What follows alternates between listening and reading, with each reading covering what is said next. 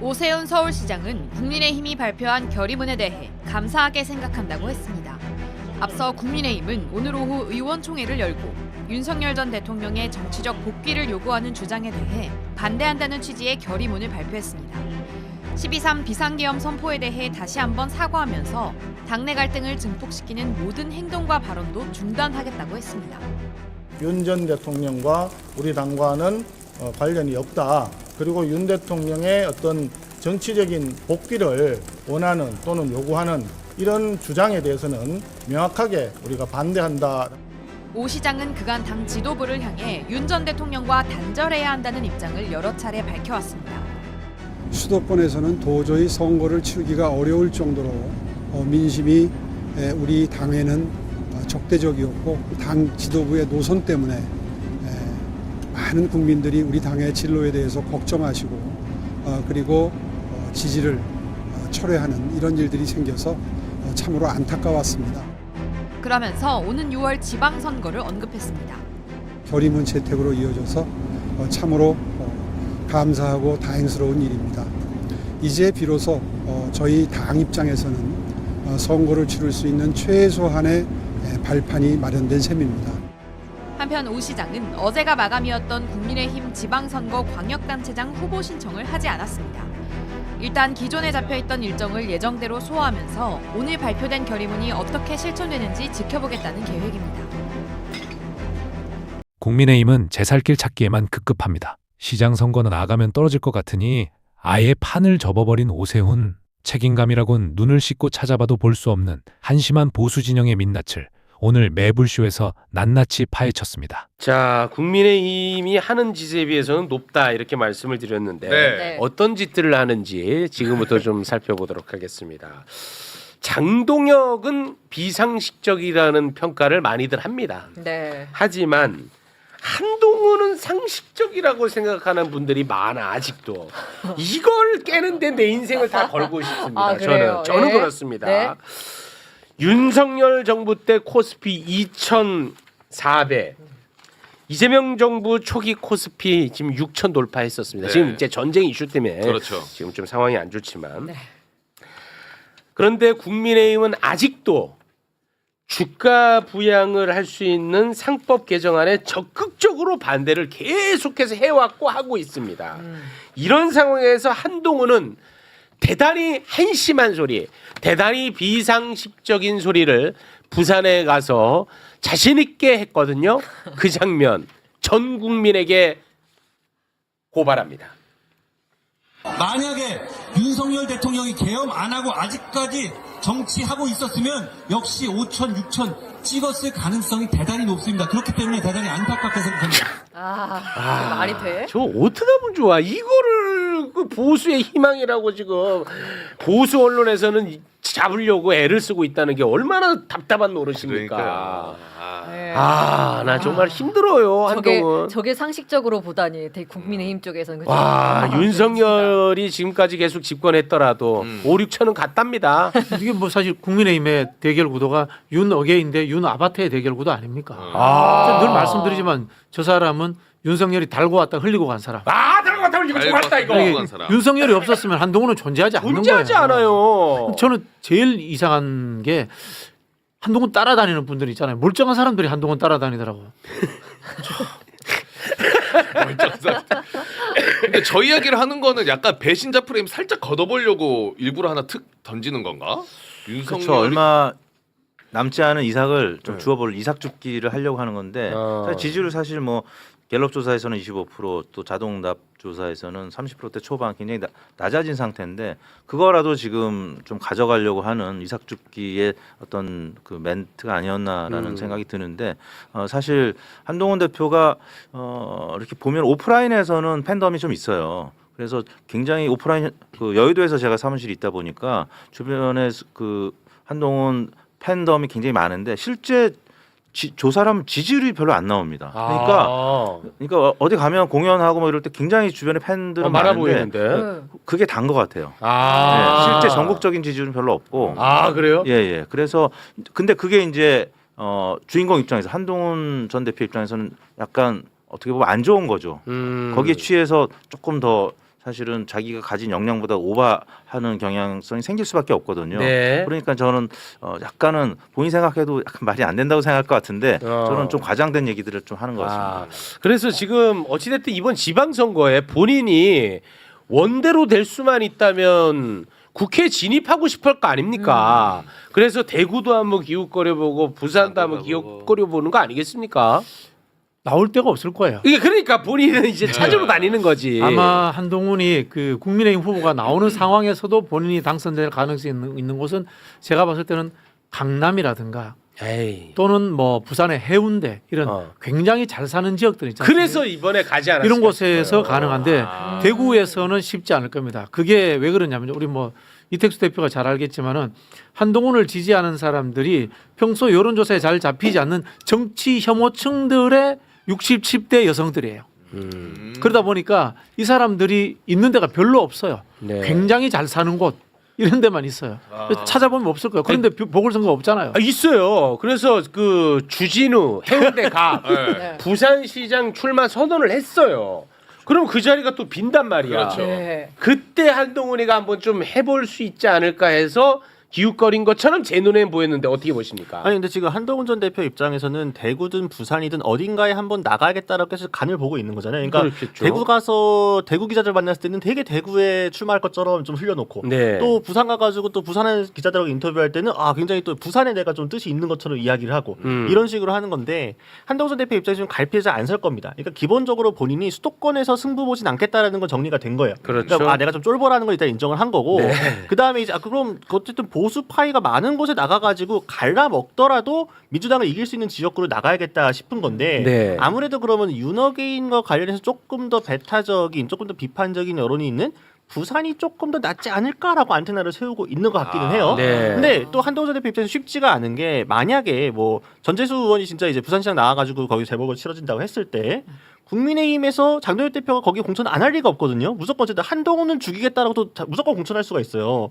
그러면은 국민의힘하고 한동훈 전 대표가 갈라 먹어가지고 민주당이 또 당선돼. 근데 둘이 표를 합쳐봤더니 민주당이 이기는 거였어. 한동훈 때문에 진 거다. 그렇지. 한동훈 전 대표 배신자 프레임 그대로 뒤집어 쓰게 되거든요. 네. 그러니까 지금 측근 그룹에서는 이게 최악의 시나리오다. 그러면 안 된다라고 그렇죠. 하기 때문에 이제 또 본인은 좀 나가고 싶어하는 것 같은데 지역구께서 못 고르고 네. 여기도 조금 신발났다가 좀 신발났다 그렇게 하고 있는 거죠. 그렇습니다. 지금 그래서 주진우가 이제 부산시장에 나간다고 출마 선언을 했으니까 여기 이제 해운대 갑이 빌 수 있고요. 네.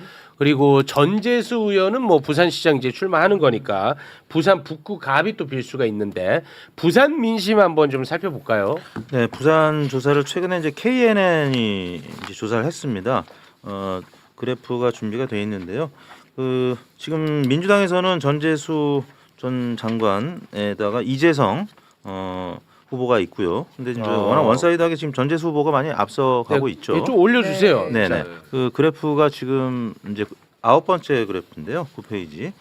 민주당은 어느 정도 윤곽이 좀 잡혀가고 있습니다. 그리고 이제 지금 이제 국민의힘은 나오는 거는 이제 민주당. 네네 민주당 이제 예비 후보들에 대한 후보 적합도고요. 예. 두 번째 그 다음 페이지를 보시면은 국민의힘 부산시장 후보 적합도가 나옵니다. 주진우 의원이 출마 선언을 했기 때문에 박형준 대 주진우 오차 범위 내로 이 정도면 박형준 현 시장은 굉장히 위태로운. 요거 상황이고요. 주진우가 이겨야 됩니다. 이거는. 이 주진우 이겨야 됩니다. 네. 야, 근데 어떻게 없음이 더 높아? 주진우가 후보가 되면 민주당이 이길 확률이 높아지겠죠. 근데 최악의 경우에 주진우가 부산시장 되면 부산 망합니다. 박형준보다 더 폭망합니다. 그 부산시장에 대해 부산 시민들을 조금 무시하는 발언 같습니다. 아니 대한민국 그때 우리 2022년도 국민의힘 경선할 때 홍준표하고 윤석열 붙었을 때 저희가 그런 이야기 했어요. 그래도 홍준표가 돼야지. 우리는 선거에서 더 힘들겠지만 혹시라도 대통령 되면 나라는 안 망하겠지. 근데 윤석열 돼서 나라가 망했잖아요. 맞습니다. 그래서 그런 위기의식도 가져야 돼요. 그 다음 페이지 보시면은 그래도 이제 현 여론은 다행스럽게도 다자구도부터 보시겠습니다. 그렇지. 네, 전재수 전 장관이 29%로 다자구도. 네, 다자구도 다자구. 앞 페이지에 네. 있습니다. 바로 앞 페이지. 29%로 전재수 전 장관이 지금 오차범위를 넘게 앞서고 있고요. 그다음에 박형준, 주진우, 그다음에 조국, 이재성 이렇게 나오고 있고요. 그다음에 양자 대결.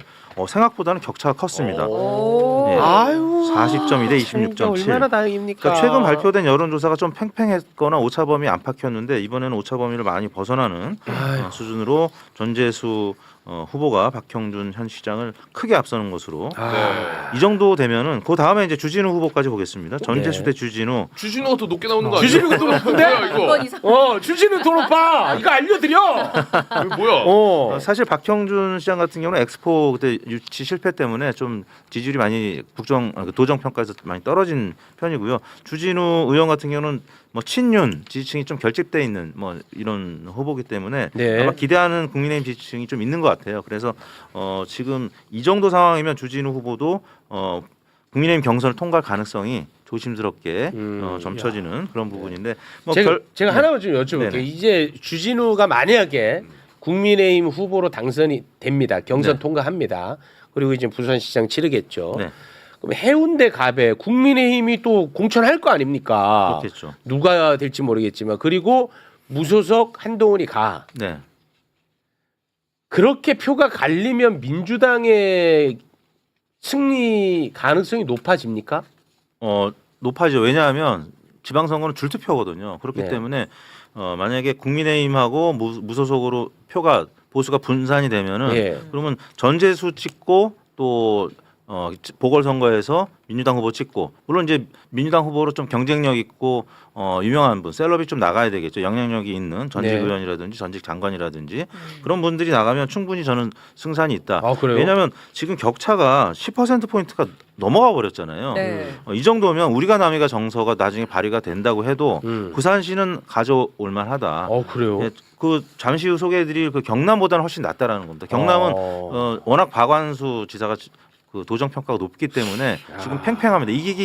김경수 지사가 이기긴 이기는데 팽팽한데 부산은 지금 굉장히 많이 앞서고 있거든요. 네. 이 정도면 우리가 남이가 정서가 있어도 한번 해볼 만한 선거가 충분히 있고 뭐 해운대 그다음에 북강서 지금 전재수 장관이 나오게 되면 보궐선거를 치러질 거기는 이제 박민식 후보가 나오려고 하는데 여기는 아무튼 민주당 후보들이 한번 해볼 만한 선거가 되는 겁니다. 삼자 구도가 되면은 민주당이 해볼 만하다. 그러면은 한동훈이 또 안 나올 것 같아.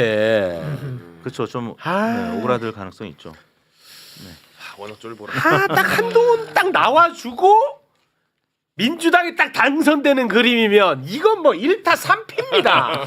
1타 3피. 근데 한동훈 전 대표가 기본적으로 낄끼빠빠가 잘 안 되는 사람이거든요. 그러니까 네. 이제 들어가야 할 때 약간 안 들어가고 이제 들어가지 말아야 될 때 들어가 이런 성격이 있어가지고 내가 오히려 좀 선거에 대한 판단이 좀 사리분별이 안 돼가지고 내가 무조건 이번에 배지를 달아야겠다라는 마음이 앞서게 되면은 진짜 약간 강행해서 나갈 수도 있어요. 아, 그럴까요? 예, 주변 참모 그룹이 사실 친한 게 안에서도 좀 의견이 갈리고 있고 교통 정리가 안 된 상황이기 때문에 네. 한 전 대표 의지가 되게 중요하거든요. 근데 최근에 이번에 이제 주식 관련해서 말 실수한 것도 그렇고 네. 소위 말해서 현장에서 너무 약간 취해 있는 게 바로 이제 느껴지거든요.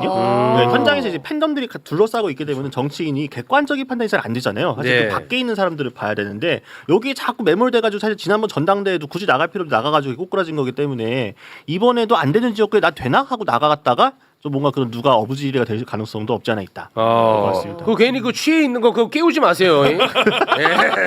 그 쓸데없는 짓 하지 마세요. 그냥 놔두세요 그거는. 알딸딸하게 가야 돼. 근데 신당 만들어서 한동훈 전 대표도 신당 만들어가지고 출마해서 지더라도 한번 해보는 것도 나쁘지 않거든요. 네. 이 그렇죠. 정도로 고무해드리면 되겠습니다. 근데 실제 그래요. 실제 네. 계속 지금 간만 볼 게 아니라 이준석 대표처럼 당 만들어가지고 한번 해보는 거죠. 질 때는 지더라도 네. 한번 국민들의 심판을 받아보고 그러면 네. 자연스럽게 국민의힘은 괴멸될 수밖에 없잖아요. 부산 경남 지역에서. 그러면 그때 보수가 재건축될 수 있을 때 토대가 되면 그때 다시 한번 그 당으로 네. 그 다음 선거를 준비하면 되는 거니까 네. 한동훈 전 그럼 뭐 대표가, 진짜 컨설팅 하듯이 하지 마세요. 네. 그럼 말 나온 김에 그 경남 한번 가볼까요? 네. 경남. 네, 마지막으로 이제 경남 지역 지표를 준비했는데요.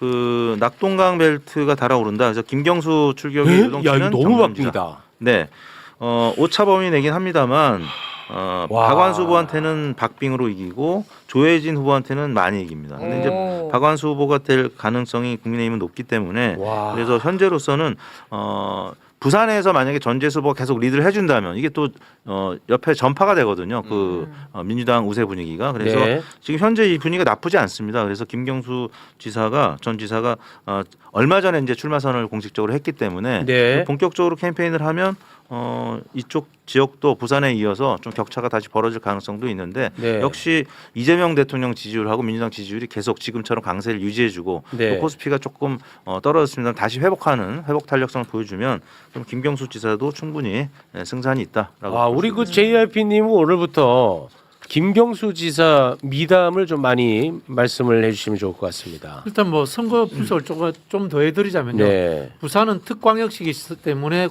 요동을 칩니다. 지지율이 지금은 뭐 15% 20% 이렇게 차이가 나지만 나중 되면 붙습니다. 근데 경남은 그럼 뒤집어지니까 그대로 갑니다. 시군구 단위마다 지역 여론이 다 다르고요. 그다음에 박안수는 이른바 동부 경남이 기반이고 김경수는 서부 경남, 진주 사천 쪽이 기반입니다. 근데 진주 사천 쪽에 민주당이 절대적 약세 지역이에요. 그 지역에서 타 후보보다 김경수가 잘 나오기 때문에 버틸만 합니다. 그리고 박안수 지역인 창원, 김해, 양산, 거제 이쪽은 민주당이 상대적 강세 지역이기 때문에 그렇다고 해서 민주당이 또 밀리지도 않습니다. 그래서 제가 봤을 때 저 구도가 그대로 유지될 가능성이 큽니다. 부산은 근데 나중 되면 붙을 거예요. 아, 그래요? 네. 알겠습니다. 자, 그리고 서울 이야기 잠깐 좀 해볼까 하는데요. 아주 그 재밌게 돌아갑니다. 네. 국민의힘 광역단체장 후보 공천 신청 마감 시한이 8일 오후 6시까지였거든요. 어제 6시. 예. 네. 근데 오세훈이가 신청을 안 했어. 오. 그래서 시간을 더 줬거든. 그런데도 끝까지 또 안 했어요. 근데 나경원이도 또 신청을 안 합니다. 오, 네. 신동욱이도 안 합니다. 와, 이거 뭐 다 하네요. 그래가지고 지금 남아 있는 사람이 네. 2사람 남아 있어요. 2사람. 네. 야, 윤희숙 그리고 이상규 두 사람. 와, 이 뭐 어떻게 봐야 되니까 지금 어때요, 국민의힘? 그러니까 서울시장 오늘 홍준표 전 시장이 아주 SNS에 잘 올렸습니다. 서울시장 하나만 한 선거니까 지금 저런 상황이거든요. 이번에 이제 후보들 몰린 거 보게 되면은 대구 경북만 엄청나게 몰리고 다른 지역은 거의 전멸하는 분위기가 나오고 있는데 그만큼 이제 나경원 의원이나 이제 안철수 의원 같은 사람들도 이거 내가 해봤자 굳이 망신만 당하고 안 되겠다라는 게 각이 서니까 당연히 공천 신청을 안 하게 되는 거고 결국에는 이제 윤희숙 전 의원이 뭐 본인도 의지가 있다고 하더라도 이상규 성북을 위원장 같은 경우에는 전형적 이제 친윤계 약간 윤어게인 쪽 가까우신 분이거든요. 네. 그러니까 내가 이번 기회에 약간 이 지금 당원 구조에서 경선 내가 이겨볼 수도 있겠는데 하는 지금 마음을 가지고 들어온 거란 말이죠. 오세훈 시장 각을 세우면서. 네. 그러니까 결국 어떻게 보면은 저렇게 구도가 짜일 정도로 기본적으로 지금 국민의힘 당원들이 오염돼 있다. 구조 자체가 굉장히 좀 극성 약간 짠물화되어 있는 게 있기 때문에 오세훈 시장 입장에서는 저렇게 해봐서 내가 경선 나가나 마나 당 기조 먼저 바꿔달라라고 지금 던지게 된 거죠. 그래서 지금 오늘 오후 3시부터 의원총회를 하긴 할 건데 어떻게 할 것 같아요? 기간을 또 더 줄 것 같아요. 어떻게 할 것 같아요? 이게 사실 공천해가지고 요 추가 공모 기간을 갖는 건 어렵지 않거든요. 결국에는 공천관리위원장이 해야겠다라고 하는 건데 이정현이. 네, 근데 이정현 공관위원장 오늘 이제 SNS 쓴 것도 그렇고 네. 아까 이제 2시에 기자회견도 했는데 네. 본인은 그냥 이미 접수한 사람만 가지고 일정대로 심사 들어가겠다. 네. 이거는 일단 난 추가 공모 안 받을 거야. 네. 오세훈 네가 뭔데 약간 이런 식으로 나온 그렇죠. 겁니다. 오늘 네. 뭐 천동설, 지동설, 뭐 오동설 막 이러면서 뭐 자기 중심으로 도는 거로 착각하지 마라 이렇게 얘기를 했는데 네. 근데 이제 이정현 위원장이 변수가 있다면 이분이 자기 권력이 있는 사람이 아니에요. 결국에는 장동혁 대표를 위시한 당 지도부의 결정에 따를 수밖에 없는 사람이거든요. 예전처럼 뭐 자기 파워가 있는 공관위원장이 아니기 때문에 그러면 장동혁 대표를 위시한 지금 지도부가 오세훈 시장 없는 서울시장 경선을 정말 바라느냐? 그걸 감내할 정도의 용기가 있느냐 이게 지금 물음표이기 때문에 네. 오늘 아마 의원총회에서 난리가 날 겁니다. 서울시장도 그렇고 지금 일부 의원들이 지금 벌떼처럼 일어났는데 네. 당장 친한계만이 아니라 소위 말하는 친윤계 의원들 혹은 좀 더 보수에 가까운 의원들도 이건 좀 문제가 있다라고 지금 오세훈 시장 손을 들어주고 있단 말이죠. 장 대표가 그만큼 그립이 약하기 때문에 거의 뭐 장 대표가 약간 린치당하는 식으로 굉장히 좀 비판을 많이 받을 수도 있다. 그럼 장 대표도 항상 말씀드리지만 본인 자기 권력이 없는 사람이에요. 그러면은 장동혁 대표가 마지못해 오세훈 시장을 위해서 추가 공모를 해주십사라고 이정현 위원장한테 얘기해 볼 수 있겠죠. 네. 그러면 추가 공모 열리는 건데, 근데 이건 이제 통상적인 경우고 항상 말씀드립니다만 이 당은 제가 예측한 게 맞은 경우가 별로 없기 때문에 합리적으로 예측해서 갑자기 또 미쳐가지고 그냥 이대로 갑시다 가버릴 수도 있죠. 와. 그럼 뭐 민주당은 땡땡큐 아닙니까? 예, 민주당 경선이고 본선 될 텐데. 야, 그 오세훈도 은근 땡큐일 것 같아요. 오세훈도. 빅박 프레임으로. 그래가지고 다음 당권 잡을 수 있잖아. 오세훈이 오랜만에 전략적 머리를 잘 썼네요. 전략적으로 머리 썼어요. 이것도 선거 전략입니다. 이렇게 해서 공천을 받는다 칩시다. 그러면은 반윤 중도화가 오세훈 시장의 선거 전략이 되는 거고요. 네. 만약에 저는 장동혁이 양보해서 오세훈 시장이 공천을 받았다. 공천 받는 순간 장동혁 사퇴를 계속 또 주장할 겁니다. 혼자 하는 게 아니고요. 오세훈 또 정치적으로 도움 되겠네. 그렇죠. 오세훈 입장에서 혼자 하는 게 아니고 그때는 시도지사들 중에 공천 받은 사람들을 모읍니다. 모아가지고 우리가 지방선거에서 승리하려면 장동혁 사퇴시켜야 됩니다. 라는 주장을 계속적으로 할 겁니다. 그러다 보니까 저는 첫 수를 오세훈 시장이 잘 뒀기 때문에 이거 이니셔티브는 오세훈 시장이 잡은 것 같아요. 배렸네 이거. 아니 방법이 있어요. 장동혁 입장에서는 오세훈 공천 안 주면 됩니다. 장동혁이 오세훈 공천 안 주면 돼. 근데 그게 장동혁이 사는 법입니다. 그러면 제가 봤을 때는. 오세훈은 어찌됐든 이번에는 뭐 핍박받는 프레임으로 가고 네네. 어차피 이제 지방선거 폭망이잖아요. 네네네. 그러면 그때 이제 장동혁 너 때문에 폭망하지 않았냐 하면서 그렇게 이제 당권 도전. 당권으로 가는 거죠. 근데 뭐 그 사람들이 청명해주거나 한식해주거나 그런 이야기를 합니다만 장동혁이 오세훈 공천 안 주면 지방선거 전에는 죽지 않습니다.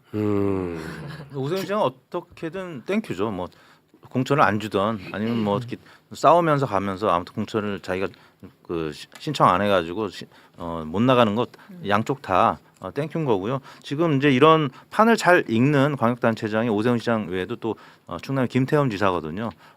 과거부터 국회의원도 해보고 또 광역단체장도 해본 이 두 분은 판을 정말 잘 읽습니다. 그래서 이번에 사실 나가서 승산이 거의 없기 때문에 없다고 보는 거죠. 그래서 이제 물론 이제 입장은 다릅니다. 김태흠 지사는 대전하고 충남이 이제 합쳐지지 않았기 때문에 그런 선거에 나갈 수 없다라고 해서 지금 그러는 것 같고요. 오세훈 시장은 이제 장동혁 대표하고 각을 세우면서 지금 이러는 것 같은데 아무튼 어느 지역이든 출마를 하려고 하는 사람들이 굉장히 저조하고 그러니까 어떻게 보면 지금 미달 사태 대학 입시로 보면 미달 사태가 계속 이루어지는 여러 광역 단체가 있기 때문에 지금 국민의힘은 대구 영국 외에는 뭐 딱히 이기는 지역을 꼽을 수 없는 이런 상황이 계속되고 있습니다. 근데 오세훈 시장이 서울시장을 이제 한 번 던진 게 아니잖아요. 그러니까 한 번 던졌잖아요. 그러니까 이번에 두 번째 던질 수도 있겠죠. 그러니까 근데 지난번처럼 던져놓고 이후를 도모한다고 했을 때는 본인이 당권을 먹겠다라는 확실한 어떤 이 가능성이 있어야만 이 시나리오가 괜찮은 거거든요. 네. 근데 아까 말씀드린 것처럼 장동혁 대표 이후에 지금 당원 구성 자체가 굉장히 짠물화되어 있기 때문에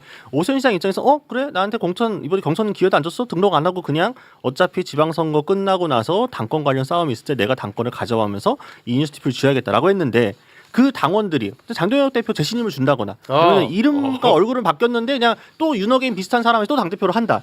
그런 분위기를 만들어지게 되면은 오세훈 시장은 이제 그때도 약간 서울시장 버리고 나서 정치 낭인으로 한참을 지냈잖아요. 네. 이번에도 뭔가 큰 뜻을 품고 던졌는데 오히려 차기 대권주자로서의 지위마저 상실하게 되는 효과가 나올 수도 있습니다. 그러니까 그래요? 본인은 뭔가 확신이 있어가지고 뭐 어떻게든 괜찮아라고 하겠지만 그 주변에 있는 서울시청 그래? 6층에 있는 참모들은 그렇게 생각 안 할 수도 있거든요. 내가 국민의힘 당원을 조금 우습게 봤네요.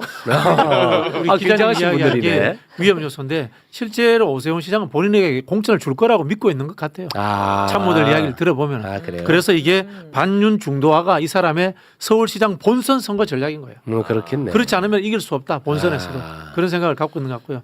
다만 이런 부분이 있는 것 같아요. 오세훈 시장이 공천을 받지 못한다. 그래서 당권 구도가 요동친다. 저는 국민의힘 당원들이 극우라고 생각하잖아요. 그냥 별 생각 없어요. 힘이 있고 대세로 저는 쏠려간다고 봅니다. 그래서 친박하다가 친윤한 거거든요. 결국은 뭐냐면 극우이든 중도이든 안철수이든 윤석열이든 그 시대의 유행을 타고 흐름을 이어가면은 당원들의 이 궤도는 또 바뀔 수 있습니다. 그걸 사실은 큰 정치인들이 만들어야 될 하나의 임무가 있는 거죠. 네, 근데 알겠습니다. 이제 저희가 지지율을 준비한 게 있는데요. 서울시요? 8번째 페이지 가장 최근에 조원 CNI가 스트레이트 뉴스 의뢰로 조사한 내용인데 정원호 대 오세훈 가장 대결한 게 있습니다. 8번째 자료인데요. 네.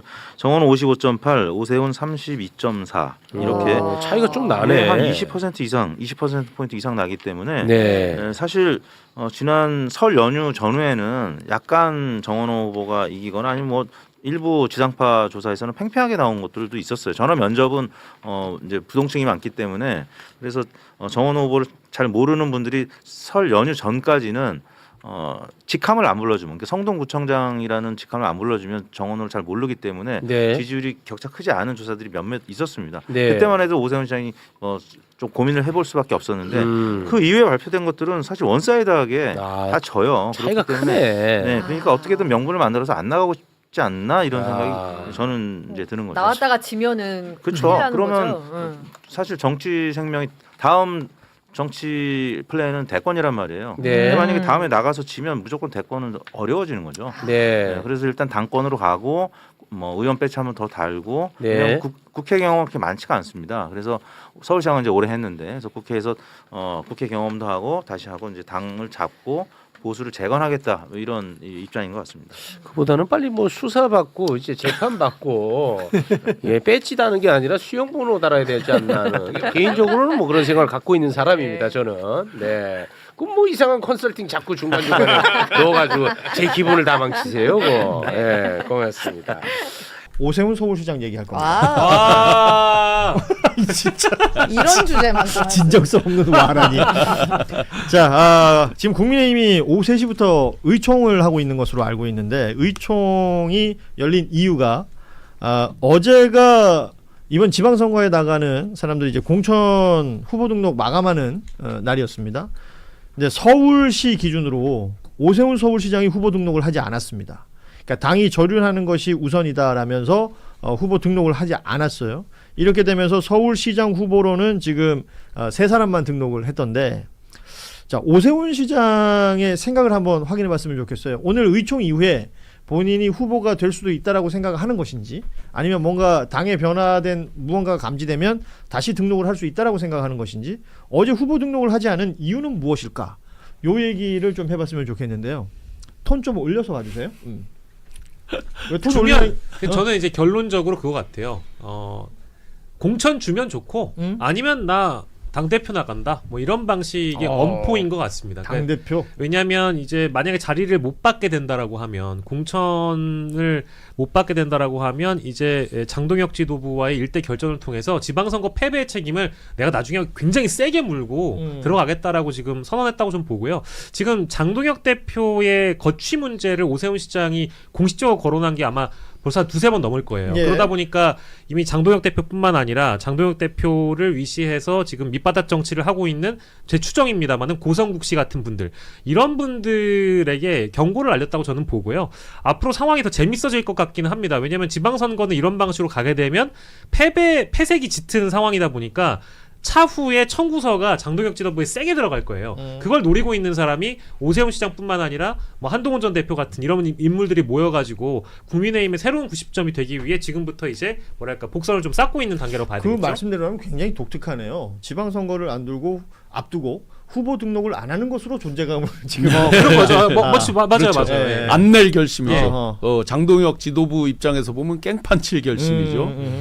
뭐냐면 김태흠 충남지사가 왜 안 냈는지를 얘기를 했잖아요. 말씀하신 거 지금 말씀하셨으니까 네네. 김태흠 지사도 지금 현역 지사인데 후보 등록을 안 했어요. 예, 그거는 이제 명분이 이 통합이 아직 법정 다르다. 기일이 있으니까 결은 다른데 거기서 마지막 대목에 이렇게 얘기를 하잖아요. 차후에 추가 등록이 있을 거고 그때 되면 할 수 있다라는 이제 그런 뉘앙스의 말을 하잖아요. 예. 그렇게 보면 안 낼 결심인데 나 아니고 누가 하겠어. 요것도 있는 거죠, 분명히. 그리고 좀 전에 다 이제 해석해 주셨지만 이대로 끌려갔을 때 만약에 갔다가 공천이 안 되면 그때는 진짜 정치적 생명도 이상해지고 모든 게 꼬이는데 약간의 코스프레도 필요한 거죠.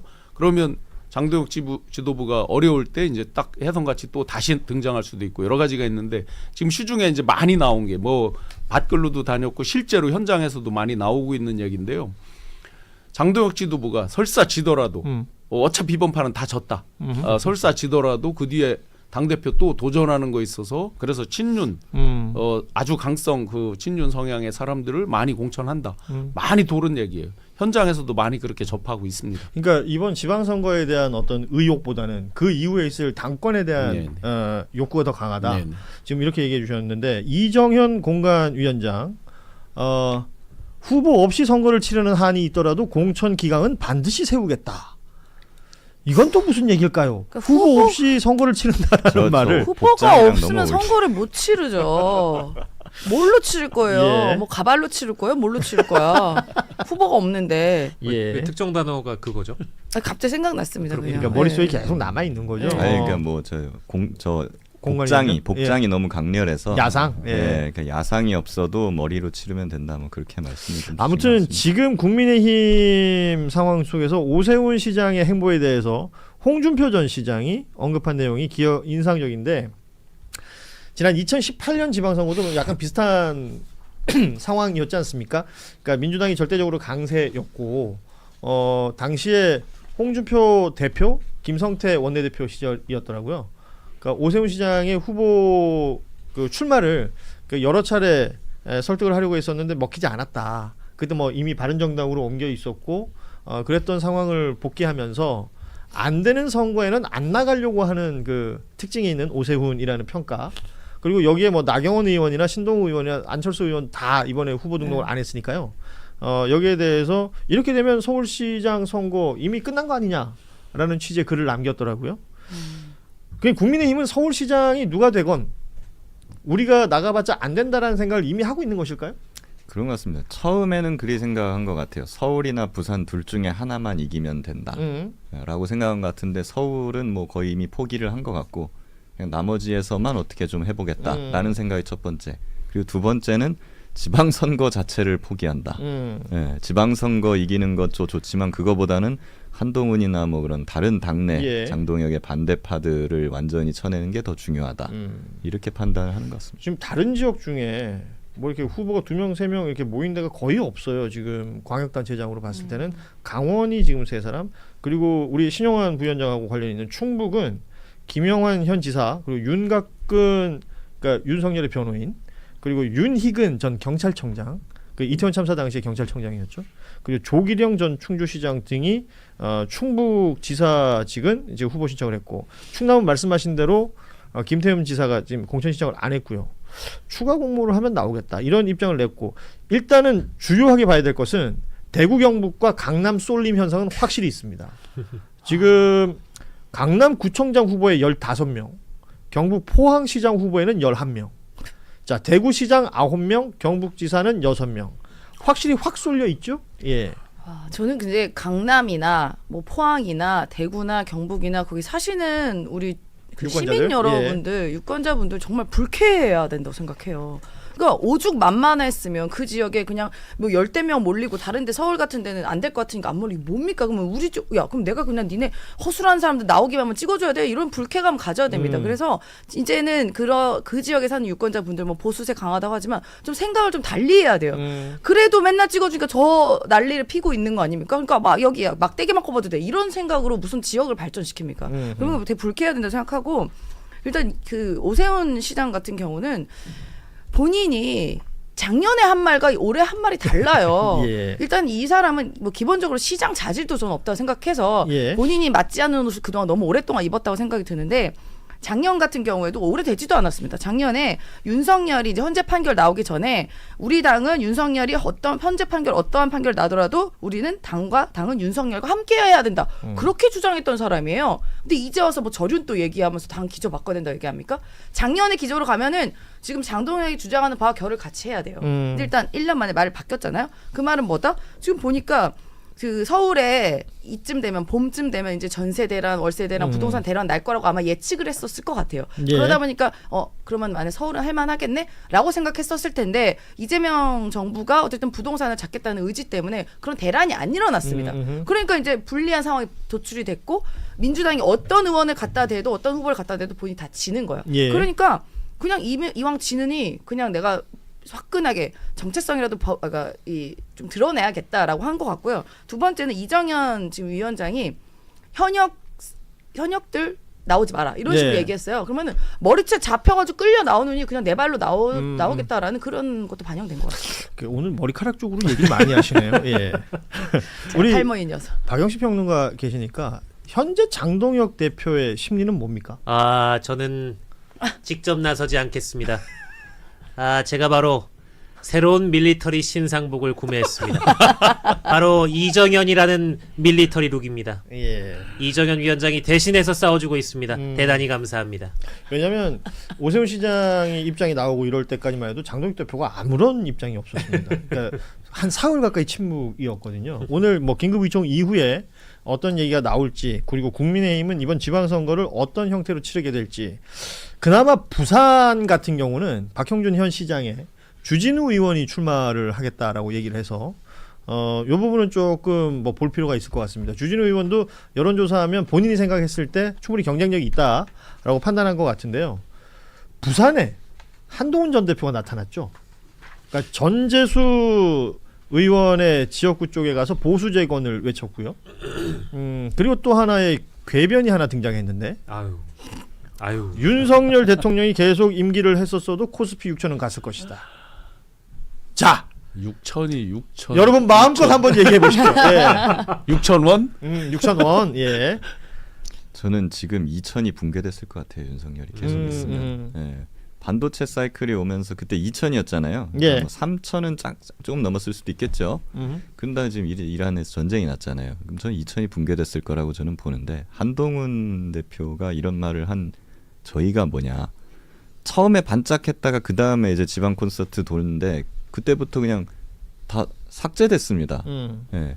거의 기사가 안 나와요. 예. 그리고 잊혀져 가니까는 갑자기 이제 뭐 실언이라도 해야 되겠다 이거 하면서 오바를 하다가 뭔가 해야 된다라는 실언이라도 해야 되겠다. 뭐라도 해야 된다는 굉장히 그런 독특해요. 그런 뭔가의 그 절박함 그것 때문에 이제 오버를 하다가 지금 여기까지 오게 된 것이 아닌가 싶은데 뭐 사실 이거를 뭐 진지하게 주자면 사실 한도 끝도 없어요. 예. 윤석열 때는 그럼 왜 안 했습니까 그거? 예? 뭐 코리아 디스카운트 해소를 위한 뭐 상법 개정 추진해 볼 수 있고 반도체 사이클 뭐 지능을 위한 여러 가지 뭐 반도체 지능법이나 AI 뭐 이런 것들 정책들 추진했으면 되잖아요. 자기가 법무부 장관일 때 상법 개정할 수 있었잖아요. 왜 안 했어요? 자기가 당대표일 때 반도체 지능 정책 뒷받침할 수 있었잖아요. 왜 안 했어요? 뭐 이런 얘기 하자면 끝이 없지만 예. 이제는 그냥 저거를 너무 깊게 다뤄주는 거조차 너무 하찮다.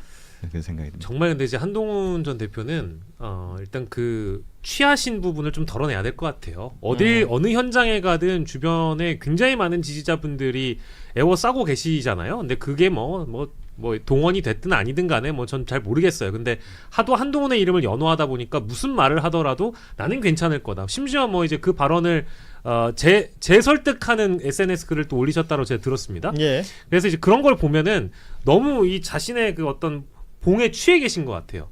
그 부분을 좀 덜어내야 이렇게 오버하는 증언들이 안 나올 것 같고 말들이 안 나올 것 같고 그리고 이런 그 검증이 불가능한 가정법 같은 거를 안 쓰는 게 좋지 않나요? 그러니까 윤석열이라는 사람이 지금까지 집권이 불가능한 그 가정법을 써가지고 윤석열이 했었으면 그 정도 나왔을 거다? 이런 발언 자체가 일단 맞지 않고요. 그 제일 황당한 건 앞서서 김규현 변호사도 말씀 주셨듯이 민주당에서 하자고 한 것 다 껌껌이 거부했던 게 윤석열 아닙니까? 예. 그러니까 그거는 당연히 윤석열이 하지 못할 일이었을 거고요. 마지막으로는 제가 이게 대통령께서 코리아 디스카운트를 취임하고 나서 없애버린다고 해서 다양한 정책들을 시도했기 때문에 여기까지 온 거 아니겠어요? 찾아보니까 2024년 7월에 코스피 최고 종가가 재임 기간에 2,891입니다. 3,000도 못 넘었어요. 근데 정치적 불확실성을 우리 국민들이 정권 교체를 통해서 일으켰기 때문에 그걸 이제 제거를 했기 때문에 이렇게 높아진 것이지 이거는 이제 이재명 대통령을 무시하는 것뿐만 아니라 우리 국민들을 무시하는 발언이기 때문에 한동훈 전 대표는 좀 반성과 성찰을 하셔야 된다고 생각합니다. 한동훈 대표가 당 대표도 했고 전국적으로 뭐 네임밸류도 있고 콘서트 하면 10,000명 모이고 하잖아요. 근데 이 정치적인 용어로 이게 가장 쓰지 말아야 될 게 이프입니다. 이프 라면. 뭐 라면 중독도 아니고 예. 왜 이렇게 라면이에요? 그러면 공부 열심히 했으면 수능 만점 받았을 텐데. 네, 그 말 민주당에서 누가 그 논평이 나왔죠. 네, 그러면 윤석열이 김건희 안 만났으면 그냥 검찰 잘했었을 텐데 사형 안 받았을 텐데 이런 것도 할 수 있었고 뭐 저도 얘 어릴 때 보면 뭐 머리 염색하고 파마 그거 안 했으면 나도 탈모가 없었을 텐데.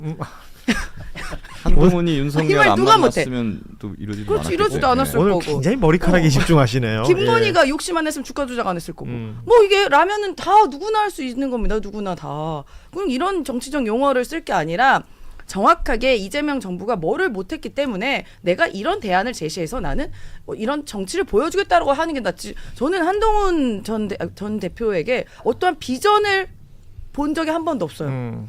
아니 이분이 무슨 나라를 만들고 싶고 어떤 정치하고 싶고 한 적 있어요? 보수 재건하겠다고 하잖아요. 보수 재건을 뭐 어떻게 하면 머니 진짜 오늘 왜 그래요?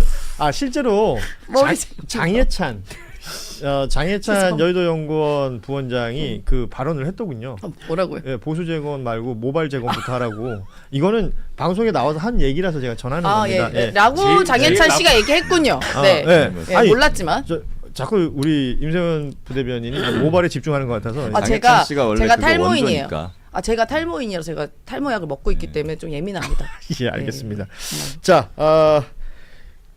이게 결국은 한동훈 전 대표가 말한 것을 제가 궤변이라고 얘기하는 것이 아까 뭐 이렇게 이프 라면 얘기도 했지만 요새 정치 껄무새라는 표현이 있다고 합니다. 뭐뭐 했으면 어땠을 걸이라고 얘기하는 사람들이 정치인들 중에 있다는 거예요. 그러니까 그 가정이 무슨 의미가 있느냐라는 생각이 들고요. 그리고 그러면 윤석열 정부 시절에 무엇을 했던가? 그리고 반도체 사이클이라는 표현을 했으니까 그럼 반도체 관련해서 어떤 정책이 있었고 어떤 정치 행위가 있었는가를 살펴봤더니 일단 R&D 예산을 깎았습니다. 그렇죠. 그리고 R&D 예산을 깎을 때 이유는 카르텔이 작동한다라는 말을 했었고요. 그래서 깎은 돈을 어디에 쓰는가 하고 봤더니 대왕고래 프로젝트를 했어요. 그런 것이 대한민국 주가에 어떤 영향을 미쳤을까라고 생각해 본다면 한동훈 전 대표의 저 발언은 그야말로 궤변일 수밖에 없겠다라는 평가를 하면서 아니 윤석열 전 대통령 죄송합니다. 윤석열 씨가 코스피 개장 시각 이후에 늑장 출근하고 술 먹느라고 이렇게 늦게 왔던 지금 개장 시간 얘기하니까요. 예. 대왕고래 프로젝트를 개장 시간 이후에 발표를 했었죠. 맞아요. 그런 거거든요. 그러니까요. 예, 주식 시장에 대한 어떤 기본적인 이해조차 없는 행태였기 때문에 지금 뭐 다른 평가가 굳이 필요할까 싶습니다. 그리고 일단은 이 주식 시장은 뭐 이게 또 제가 또 잘난 척을 하면 또 증권사 출신 아닙니까? 잘난 척 안 이사까지 가셨잖아요. 잘난 척까지는 아닌데. 그러니까 시장이 가발회사 아니었습니까? 예? 무슨 가발이사요? 어쨌든 이사까지 하셨잖아요. 예, 그렇죠. 예, 근데 그 시장은 이제 가장 기본이 불확실성이에요. 가장 싫어하는 게 시장 그렇죠. 가장 싫어하는 게 예. 불확실성인데 윤석열 때 한 걸 보십시오. 저는 이게 가장 다른 거 갈 것도 없어요. 윤석열이 외교를 나가면 그러니까 공군 1호기가 뜨면은 주식이 떨어집니다. 그리고 가서 이상한 짓과 이상한 뭐 협력 MOU를 막 맺고 와요. 그게 시장의 불확실성을 가속시키는 거거든요. 제가 어떻게 표현했냐면 윤석열이 이제 비행기 뜨고 이제 순방 간다 하면은 그러니까 아버님 모든 이 세상의 아버님 죄송합니다만 술 취한 아빠가 인감도장 들고 나가서 막 찍어주고 다니는 느낌이 드는 거예요. 그러면 어떻게 돼요? 우리 가족은 불안하지 않습니까? 네. 그게 바로 시장에 대표적으로 영향을 준 거예요. 그런 윤석열이라는 불확실성이 해소가 된 것만으로도 우리 시장이 굉장히 안정을 찾고 있다. 그렇게 전문가적 식견으로 반도체 말씀드립니다. 슈퍼사이클을 얘기했는데 슈퍼사이클의 열매는 아무나 따먹어요. 그 HBM을 몇만 장 구매하고 하는 것들은 또 누가 아무나 그렇게 할 수 있는 거예요. 데리고 다니면서 재벌 총수들 뭐 프랑스 가서 뭐 술이 먹고 뭐 엘리베이터에서 어떻게 했다 뭐 수많은 에피소드 같은 예. 뒷얘기들이 많이 들렸고 부산에서 시장에서 막 먹던 젓가락으로 뭐 퍼주고 하는 거 다 봤잖아요. 과연 그런 속에서 어떻게 그 열매를 따겠느냐.